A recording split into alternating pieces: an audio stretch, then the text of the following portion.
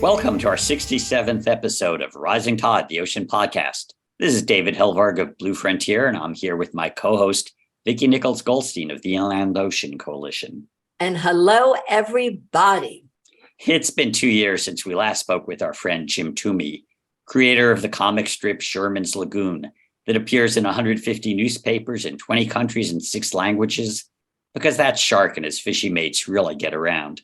Among his many accomplishments, awards, animations, and TED Talks, Jim also illustrated my book, 50 Ways to Save the Ocean, with Finley the fish and Claudia the crab. Jim now has a new book out, 2 years before the Mast. That was Richard Henry Dana's bestseller of 1840, but it's kind of similar. It's titled Family Afloat, 2 years sailing the world with 2 kids and 2 captains, his wife Valerie being the referred to second captain. So, Jim, before we get into your family adventures, traveling on a catamaran, sailing through Europe, the Mediterranean, and the Caribbean, while turning out your daily comic strip, let's go to your early childhood obsession with sharks. How did we get to Sherman?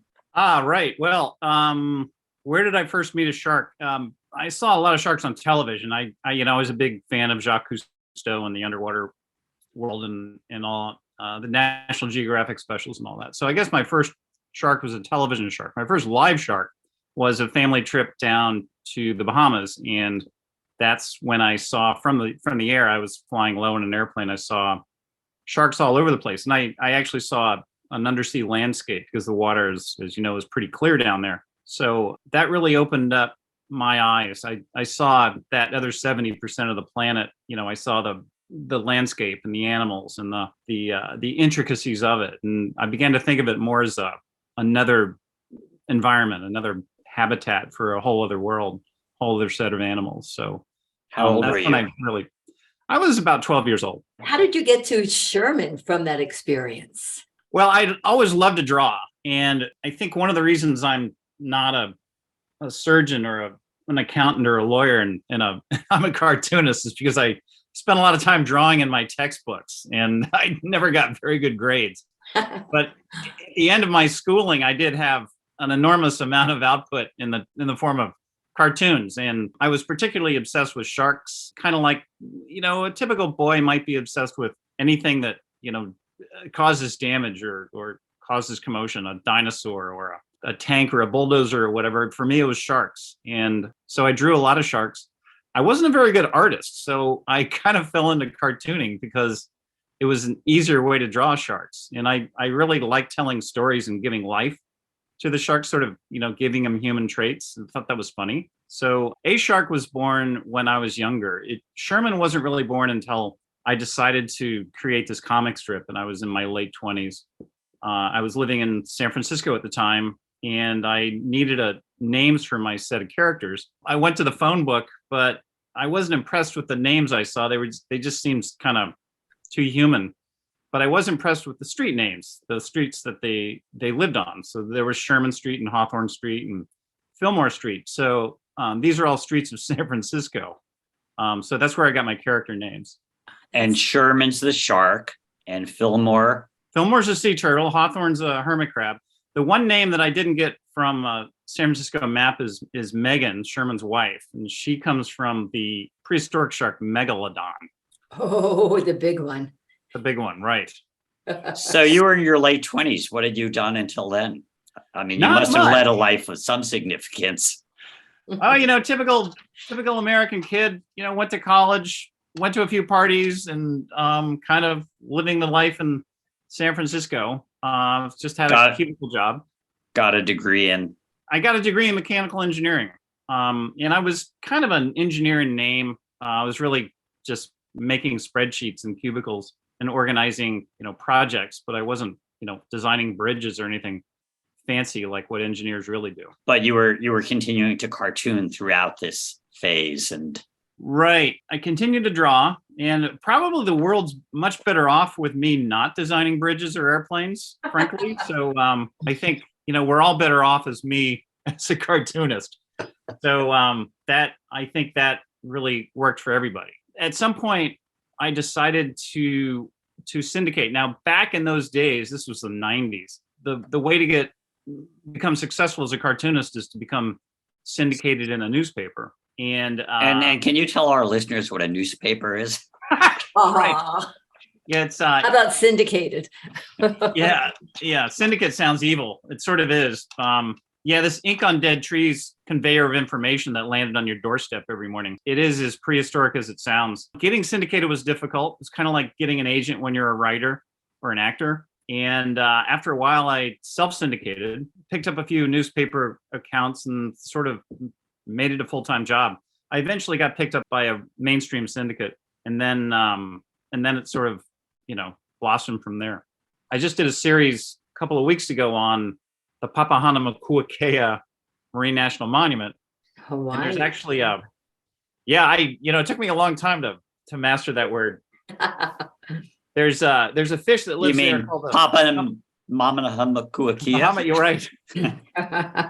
There's a fish that lives there called the Hamahamaunukunukuapua'a, which from Papahanaumokuakea. And I actually did a series on that, and I kind of ran out of space and couldn't write a whole lot of gags about it. But it was fun to kind of write a series around this fish. The short name is Hamahama. The Hamahama is also found in Maui if you want to shorten your letters. There you go. On the seafloor in the Papahanaumokuakea is sort of this geological oddity that looks like a yellow brick road, and it's real, right? And if you Google it, you'll find it. So I took Sherman and his friends there, and they followed the yellow brick road. And I had kind of Wizard of Oz references and things like that. But that was just a couple of weeks ago. So that's typical of what I do with the comic strip. Is I throw some teasers in there to get people Googling or to teach people a little bit. Every now and then I'll embrace an issue like shark finning or bottom trawling. And, sometimes I get a little serious with it, but if you get a little too serious for too long, you kind of lose your audience. Well, you manage to be funny even when you're serious, which is a great thing.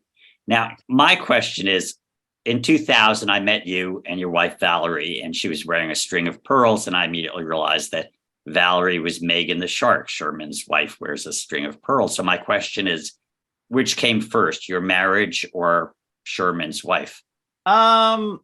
Sherman's wife actually came first. We were married in 98, and I started the strip in 92 or something. So yeah, I invented Megan as my, ideal mate before I actually met my ideal mate.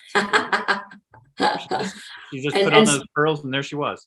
Oh my gosh. And speaking of your ideal mate, you took an ideal trip. You did it, and many people have done it. Not many people write books about it.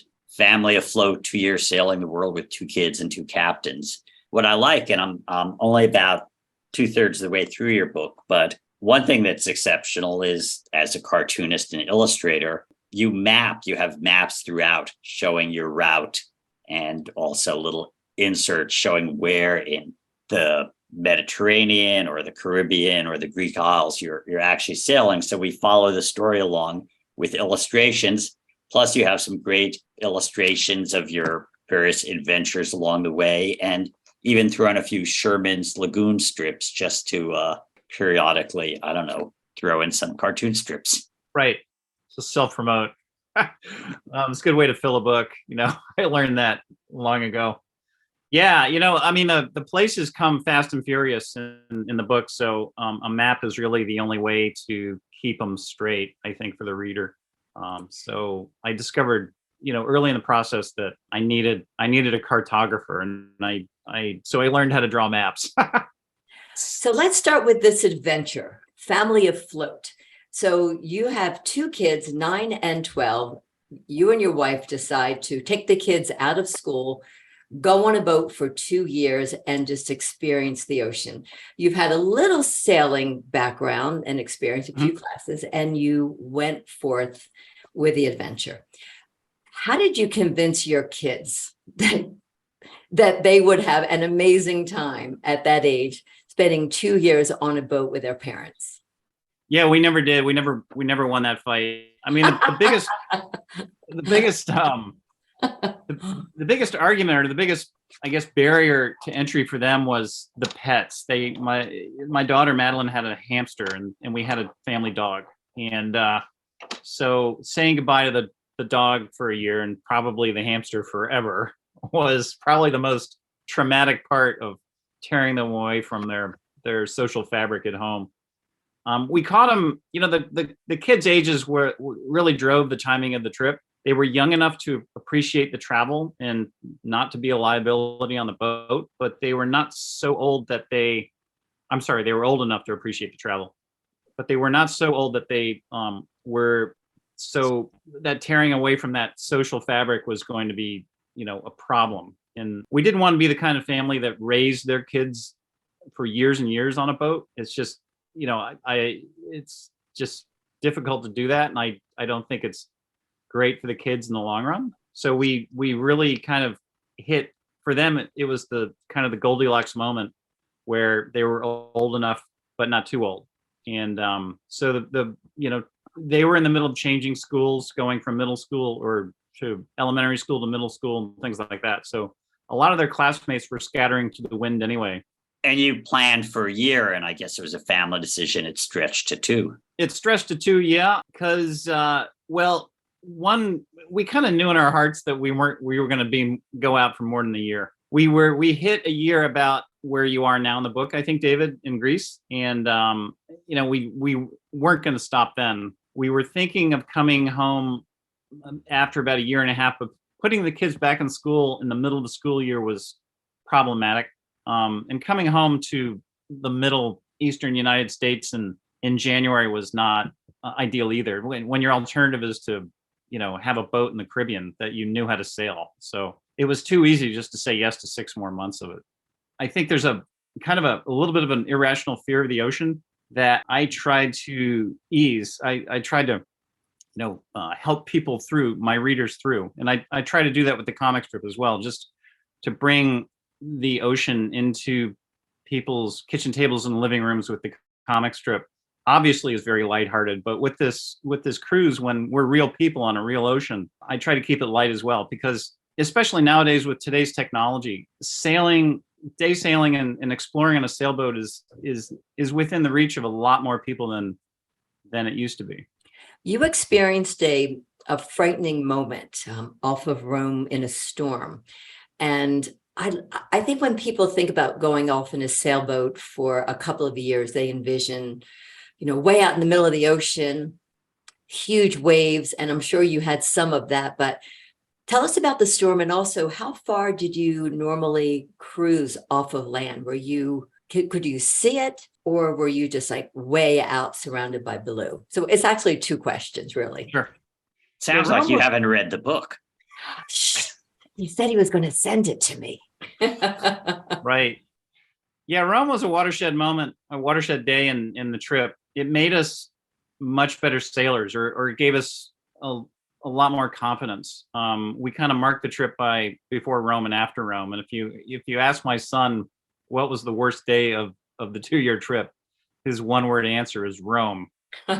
Weather forecasting has become so sophisticated nowadays and reliable that when it's wrong, sometimes the consequences can be a little serious. And we were running from northern Italy into Rome from an island called Gianutri, and it was about a 60-mile run. And we checked the weather, and there was a storm coming up from the south, but it was moving slowly, so we thought we had enough time to get into Rome. Long story short, the storm moved north a lot more quickly than the forecast told us it would. So we went smack dab into it. And it was a combination of shallower water, big waves, and heavy winds. And the shallower water meant that the waves were kind of shoaling over. They were starting to break. And that's a problem on a boat, because, the heavy up and down swells, as long as they're big enough, and that sounds counterintuitive, but if big up and down swells in the open ocean are relatively easy to deal with even in a small boat. You just kind of slalom through them, and all the energy is up and down on these swells. But when they start shoaling, when they start breaking and moving energy sideways, that's when boats start getting pushed around and decks start getting flooded. So when you're in a heavy sea with breaking waves, it's a whole different game. And when it's pitch black night, it's terrifying. So that's where we found ourselves off Rome. And you were concerned enough that you brought the kids up from below decks to be with you in case anything happened to the boat. Yeah, we didn't have years and years of sailing a catamaran under our belt, and we didn't know if it would flip over because when a monohull gets knocked down, it generally gets back up because of the keel. The keel kind of rights it, but the catamaran has two stable positions, upright and upside down, and the keels won't right it. So we brought the kids out on the bridge because we were afraid we were going to get knocked over, and when the bottom becomes the top and the top becomes the bottom, you don't want to be inside. You don't want to be clipped onto the deck or anything like that. So, but that night gave us a lot of confidence, not only in ourselves, but our boat. We did sort of get the worst that nature threw at us that night. It wasn't that bad. It sounds pretty bad if you had to bring the kids up and you were worrying about the boat flipping and all drowning. That sounds a little bad to me. It's not that bad in retrospect. Well, I think in retrospect, the worries were somewhat unfounded. What we discovered by the end of the night was that boat was not going to flip over. And that's when we really became a lot more comfortable with ourselves and the boat, and even in heavy seas. So I've only shipwrecked once, but it's the experiences you remember, those kind of near and certain. But it's also interesting because you talk a lot in the book about experiences that most people don't have. You realize there are 8 billion humans on the planet now, and on any given day, there are less than 50 million of them out on the 71% of the planet that's ocean, which is every seaman and commercial sailor, every member of every navy, every fisherman in the world. People don't have that direct experience of actually being out in the ocean. And I wonder if your perspective was also changed by that 2 years, in terms of you already knew a lot about the ocean from your conservation and cartooning work. You feel different now? Yeah, of course. I've been to the bottom of the ocean in a DSV in Alvin. I've now crossed an ocean, and I've been logged maybe 20,000 miles on a sailboat. And one thing I can say is that there's plastic bags everywhere. I saw them on 2 miles deep. I saw them in the middle of the ocean. I saw them everywhere. So plastic is something we really need to control now, like today. So if I were to put one conservation issue maybe sort of went to the top of my list, it would be, let's stop using plastic today, because it's a genie that's getting out of the bottle more and more and more, and it's just going to be so difficult to clean this up. So that's kind of a bad note. Now, when you're out in the middle of the ocean for 3 weeks, and you see sort of the same seascape that people have been seeing for thousands of years. It's the same seascape that Magellan saw and Columbus saw. And it is a timeless sight, and it does make you just stop and just admire and be in awe of the planet, because it's at times you feel like you're not a sailor, you're sort of a space explorer on a different planet. It does seem like a different planet sometimes, especially at sunsets when the water's reflecting, it's dead calm and the water's reflecting the sky, and you feel like you're out on a polished surface, and it seems otherworldly. So there are places on this planet that hardly anybody has seen that can take your breath away. It's just, I think we're so obsessed with the object being beautiful, like a beautiful mountain, or a beautiful stream or whatever, these natural objects that are beautiful. But this is beautiful nothingness. It's like just flat, beautiful ocean.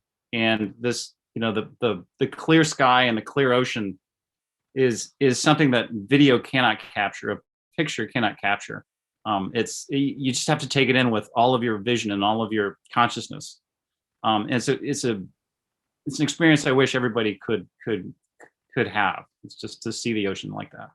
And you illustrate it very nicely in some of your images of just your Sacre Bleu, your catamaran floating above. You illustrate these deep submarine canyons that, there's this whole world below you that's not immediately accessible to your sight, but it's there. Yeah, go ahead, Vicki. Oh, Sorry. no, I was just going to say what you were talking about, how you have changed and how plastic has really risen to the top of your concern. I'm wondering, did Sherman change?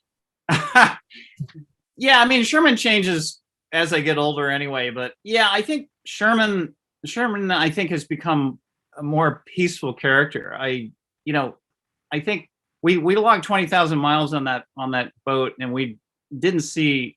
I'm trying to think if we saw a shark. We saw very disappointingly little wildlife. So Sherman for me has, is the face of sharks, and I've come to realize that there are very few of them left, and I think I want to present a public image of them that's even gentler than I have in the past. So I've kind of ditched most of the shark eats man jokes, and I've really tried to make him a little bit more philosophical. You had a bunch of Caribbean reef sharks when you were in the Bahamas with your kids, I guess, making new pets.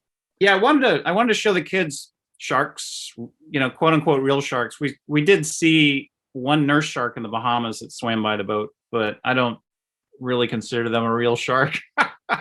No, they're a real shark. They're real. They're just very mellow. They're just very, very mellow. But I wanted to show the kids, a shark that they may, that they associate with aggression and predatory behavior. So we went on a dive, and that was with dive masters and with, it was the shark dive. And we were surrounded by pretty large, 8-footers, Caribbean reef sharks. And, at first they were intimidated, understandably, but by the end of it, they were not paying attention to the giant sharks swimming around. They were looking for shark's teeth in the sand. So they got that comfortable with, 30 sharks swimming around them. So mission accomplished. One of the other experiences in that same vein was when we were in Spain. Along the coast, they eat a lot of octopus. And as a lot of your viewers probably know, octopuses are extremely intelligent animals, and they've got 9 brains, as a matter of fact. Ask anybody who runs a commercial aquarium, and they'll tell you the octopus is the most clever animal in the building, including some of the humans. We were anchored by a trawler that was hauling up octopus line, trot line, and he was kind of putting on a show for us and taking the octopus and showing us the octopus, and the octopus was turning all kinds of colors, red and yellow and green, and just turning crazy colors because it was angry. And the fisherman just kind of took a short knife and jabbed it, and the whole thing just went gray and limp. Oh, that's and horrible. It was like witnessing a murder. It was just, you saw this just lively, colorful animal just go limp and gray instantly. And then your daughter was shocked. Yeah, Madeline was crushed.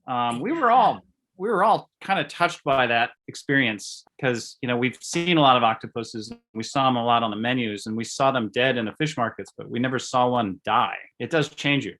Some of the marine wildlife encounters were breathtaking. When we were sailing from Gibraltar to the Canary Islands, I took the last night watch. It started at 4 a.m.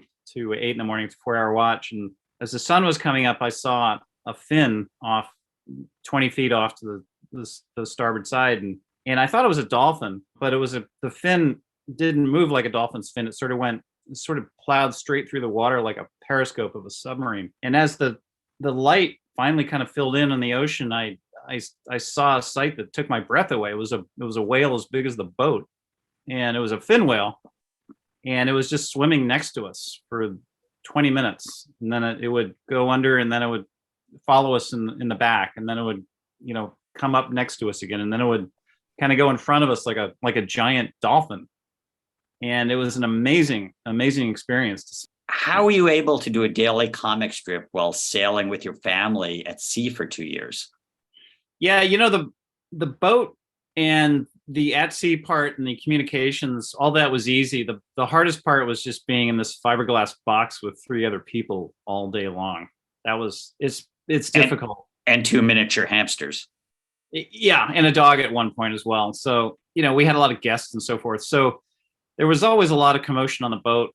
So getting an hour or 2 of just quiet time to draw a comic strip was difficult, especially when you're the quote unquote captain. And when the dockmaster comes around, they need to talk to you. And when somebody's comes around selling, bananas by your boat, they want to talk to you. And the kids always get you out. So you're, when there's a weird sound coming from one of the pumps in one of the, cabins, it's you that have to deal with it. So it is a sort of a constant job that's full of disruptions. Yeah, it was difficult. When I was talking with my daughter this morning, we were talking about the interview. She was like, how did those kids handle being with their parents in this very small space for 2 years? Like, she's coming from her perspective. So right. I know that it was challenging with you being the captain and really trying to maintain your job. But how did your children handle the lack of privacy, the lack of, having their own space? This is for you, Melina. Not well in the beginning. They did have their own cabins, so they did retreat to their cabin frequently. They had their homeschooling projects, which they managed to immerse themselves into. They got better and better at that. And by the way, when COVID hit, and we all found ourselves at home, school became a home project, and jobs became a home project, and the four of us were back in one space. We didn't miss a beat. I mean, we all found our space, even though we were under the same roof, because we got good at that in the boat. We could all be in the same room, but sort of in our own world. And it's a skill that we picked up from sailing. So it made COVID a lot easier to deal with. That's for sure. So we haven't even discussed the incredible countries and peoples you encountered, and we don't have time. So I'm going to ask how people get hold of Family Afloat. Can they go on Amazon or how Amazon Prime? Just Family Afloat on Amazon. It's or my name Toomey. I've got a few cartoon books out there as well, but just search on Amazon. That's really the only place to get it. So, but that's kind of where everybody gets books these days anyway. So that's right. And about 20 cartoon books. And any other projects you want to mention? Not really. A lot around the house here that I haven't finished, but I don't want to mention those.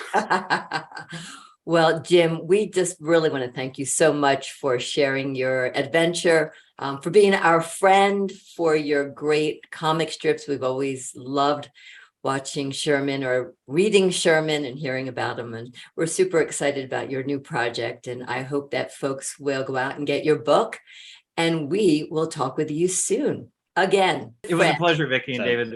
Thank you for joining us on Rising Tide, the Ocean Podcast.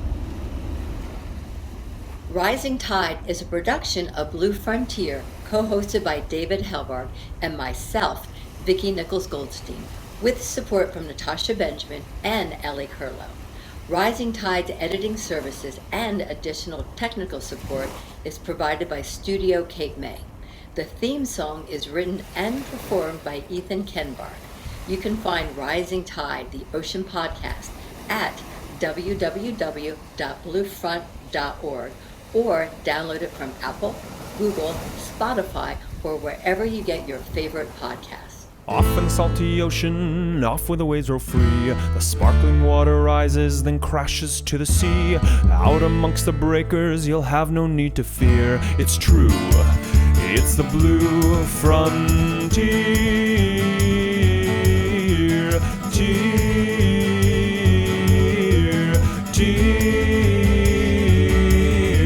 Off in the salty ocean, off to the Blue Frontier.